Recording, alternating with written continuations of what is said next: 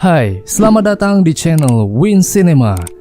Di video kali ini gue akan merangkum alur cerita film series horor yang berjudul Hellbound Part 1. Oke, let's go untuk alur ceritanya. Series dimulai di suatu hari di pusat kota Seoul. Ada sekelompok anak muda yang santai di sebuah kafe sambil menonton sebuah video dari seorang pria bernama Jung yang mempunyai organisasi studi religius yang bernama Kebenaran Baru.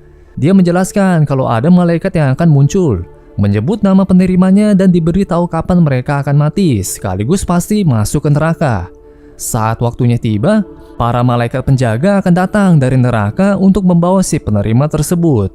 Terlihat video 3 malaikat penjaga yang mengincar seseorang yang mereka anggap beneran.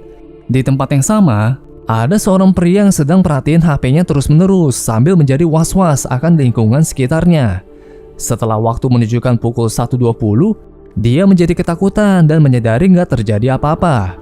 Tiba-tiba, ada suara keras yang bisa didengar semua orang. Suara itu makin kencang, dan tiba-tiba ketiga malaikat penjaga itu datang ke kafe yang mengincar si pria. Si pria dimentalin, yang kemudian dia kabur keluar dari kafe yang langsung dikejar sama ketiga malaikatnya. Satu malaikat loncat ke depan dia, yang membuat si pria nggak berkutik dan ditarik sama si malaikat. Dia dibanting, digigit ala zombie, sampai dicabik-cabik, dan akhirnya dia pun digosongin sampai menjadi tengkorak. Ketiga malaikat kemudian lari dan menghilang dari tempat kejadian dengan teleport. Beralih ke seorang detektif bernama Jin, yang pergi menuju ke sebuah ruangan yang udah banyak petugas polisi yang membahas kejadian si pria menjadi tengkorak itu. Mereka melihat videonya yang direkam sama seseorang dengan HP, yang membuat semuanya menganggap kalau itu beneran. Pada akhirnya petugas polisi gak bisa menemukan bukti apapun di TKP.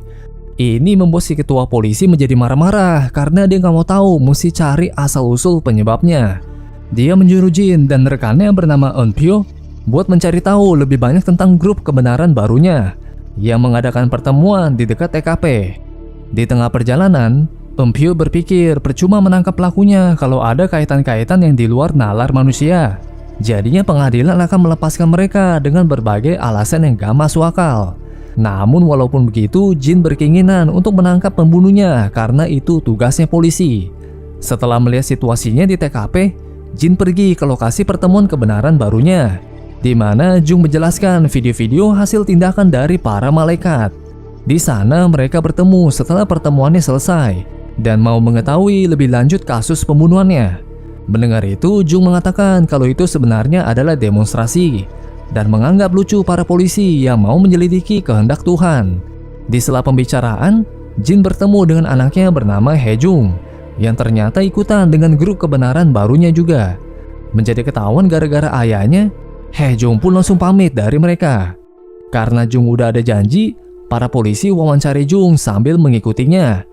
Dia menjelaskan latar belakangnya ketika dulu dia ingin mengakhiri hidupnya, tapi nggak mau ada orang melihatnya tewas. Jadi dia pergi ke daratan Tibet dan bertemu dengan ketiga malaikat untuk pertama kalinya di sana yang membunuh seorang manusia.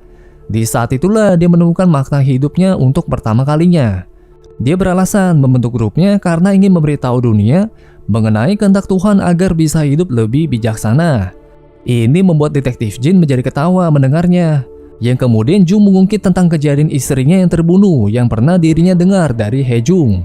Dia meragukan keadilan dapat ditegakkan dengan hukum buatan manusia dan bertanya-tanya apakah itu akan membuat si pembunuh menjadi benar-benar menyesal.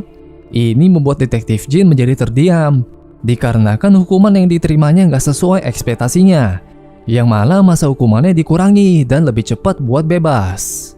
Beralih ke seorang wanita penjual makanan bernama Park.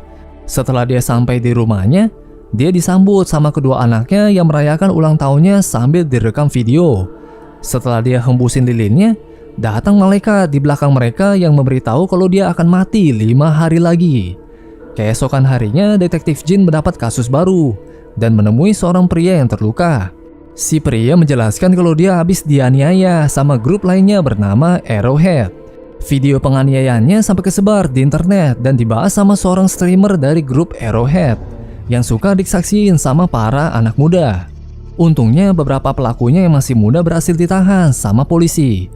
Beralih ke sebuah kantor pengacara, di mana ada seorang pengacara wanita bernama Hyejin yang langsung disuruh cepat masuk ke sebuah ruangan oleh rekannya yang bernama Yongho. Di sana Hyejin udah ditunggu sama si penjual makanan Ibu Park yang melaporkan kalau dirinya akan masuk ke neraka. Setelah memperlihatkan video si malaikat, Ibu Park mengatakan kalau wujud itu dijuluki Tita yang dia dengar dari grup kebenaran baru. Di saat itu Jung mengatakan kalau dirinya dan grup mau menyiarkan langsung kejadian dia yang akan pergi ke neraka. Sebagai imbalannya, Jung akan membayarnya 3 miliar won atau sekitar 30 miliar rupiah. Namun dirinya nggak tahu cara buat menerima uang sebanyak itu dengan aman. Jadi dia meminta bantuan timnya Hyejin. Yongho antusias mau membantunya karena dirinya nggak srek sama grup kebenaran baru. Kemudian dia beralasan secara private ke Hyejin kalau dirinya nggak percaya ketiga malaikat yang akan muncul dan berpikir ini kesempatan buat mempermalukan kebenaran baru di depan umum. Esok harinya Hyejin menelpon detektif Jin untuk menjadi saksi sekaligus melindungi Ibu Park dalam penerimaan uangnya. Setelah uangnya udah ditransfer di rumahnya Ibu Park, Jung melihat foto-foto keluarga Ibu Park yang gak ada ayahnya dan menjadi kepo menanyakannya. Dia mengaku kalau dirinya adalah orang tua tunggal dan ayah kedua anaknya berbeda.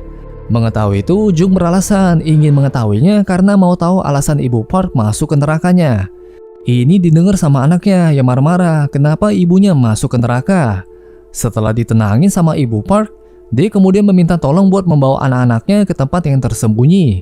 Hyejin pun oke dan akan membawa kedua anaknya ke sepupunya yang ada di Kanada. Ketika si streamer Arrowhead lagi live streaming lagi, ada seorang user yang membeberkan rahasia kalau yang akan masuk ke neraka adalah Ibu Park. Sekaligus memberitahu kalau dia melahirkan di luar nikah dengan ayah kandungnya yang berbeda. Ini membuat si streamer menjadi kaget dan terungkap kalau sebenarnya yang membeberkannya adalah rekannya detektif Jin, si Empyo. Dia sampai menyebut nama-nama grupnya Arrowhead terus-menerus, seakan-akan sangat setia akan grupnya. Ketika detektif Jin sampai rumah dan melihat anaknya yang gak ada, dia menelponnya dan menanyakan di mana dia. Haejung membalas kalau dirinya ada di rumah teman buat belajar. Namun ternyata dia bohong. Yang sebenarnya dia ada di rumahnya Jung. Jung mengucapkan terima kasih karena sudah bergabung dengan grupnya.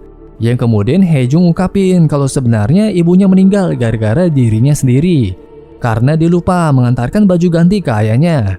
Jadinya ibunya yang mengantarnya dan terjadilah kasus pembunuhannya. Yang membuat dirinya menjadi merasa bersalah. Namun Jung membelanya kalau itu bukan salahnya.